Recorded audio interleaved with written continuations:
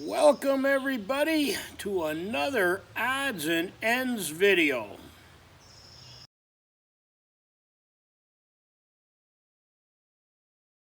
I want to caution everybody. I made some adjustments to the volume on the videos.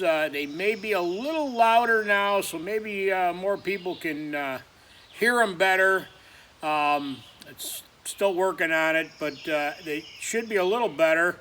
So if you are at work right now, screwing off, watching a video when you should be working, you may want to turn that volume down just in case your boss is nearby. Then again, maybe your boss is screwing off watching videos on his computer and he doesn't really care. So anyhow, I hope this helps a lot of you hear me better.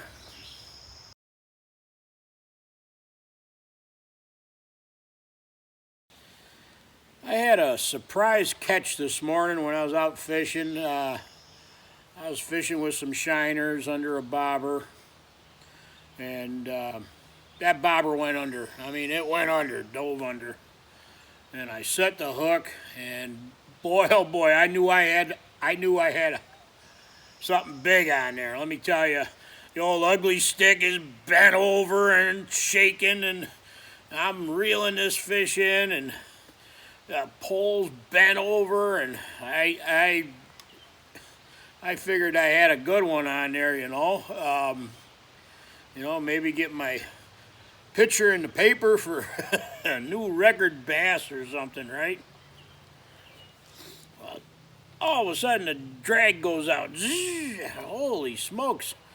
I get it back in, and it wasn't a fish, it was a giant turtle. Great big snapping turtle, all covered in moss and mud. Looked like something from Jurassic Park. Let me tell you, this thing was big. So I got it up to the bank, and I took a couple of pictures before I released it, and here they are.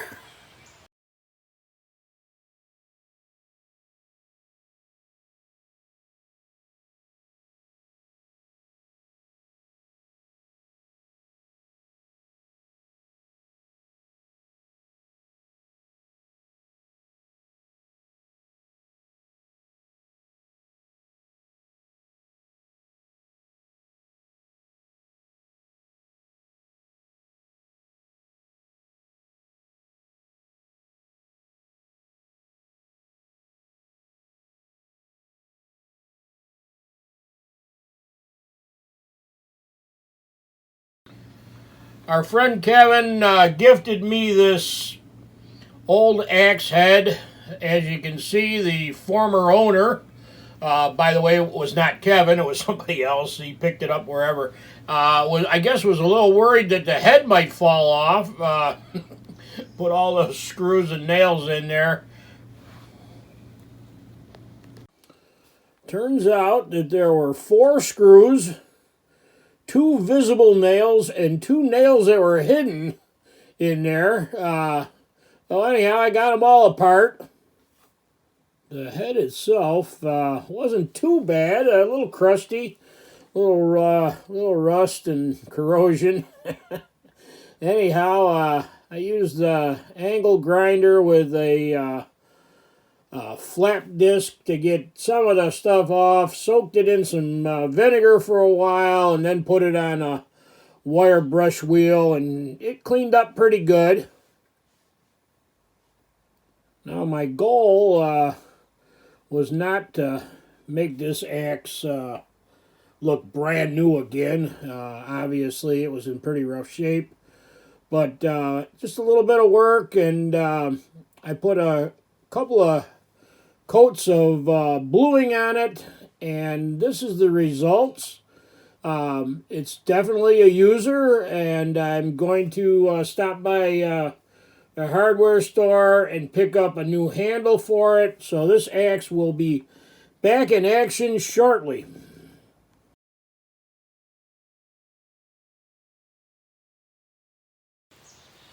A few videos back, in one of the odds and ends videos, there was a picture of some robin eggs. Beautiful blue eggs in the nest. And I checked them the other day and they've all hatched. They seem to be doing pretty good, even with this crazy weather that we've been having, this crazy stormy, rainy weather.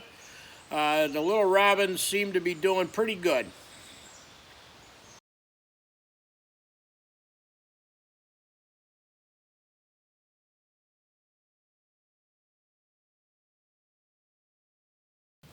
Technology.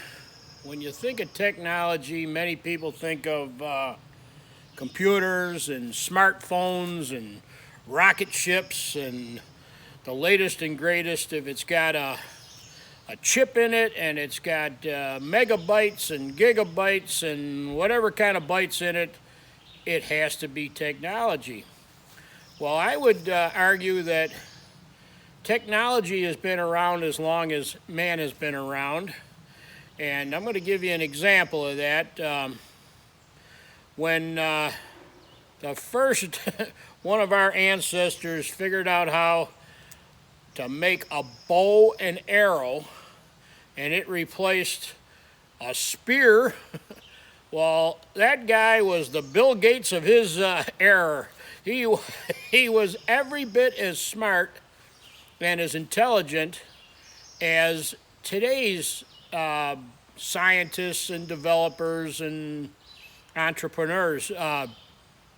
In fact, he might have been just a little bit smarter than them because he was using natural materials. You could make a series of videos on what's referred to as primitive technology.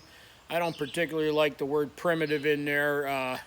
I'm going to call it early technology, and the subject is very large. And I just want to show you a couple of quick examples of early technology when it comes to the bow and arrow. This beautiful self bow here is made of Osage orange, and it was crafted by my friend Hole in the Bow Chuck. When making a self bow, you need to follow the grain, the twists and turns of the stave that you're starting with, and depending on how straight or how crooked it is, you can get some interesting what's referred to as character bows. That's bows with twists and turns in them. Hole in the Bow Chuck got his name because he likes to make bows with holes in the limb. Now that's a naturally occurring little knot hole there that Chuck has worked around.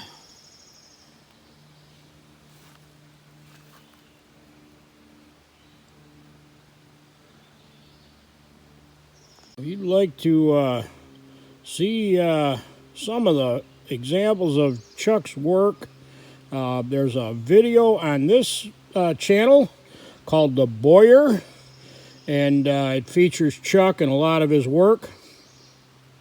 Self-knock arrows. That's a arrow with the knock cut right into the shaft. No plastic knock glued on.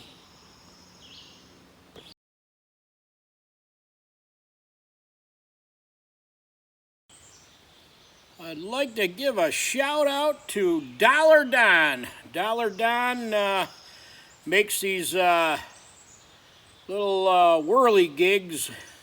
This one happens to be a guy paddling a canoe, and when the wind hits it, the paddles faster. So Don's quite creative, and I really enjoy watching this little guy on a windy day paddling away.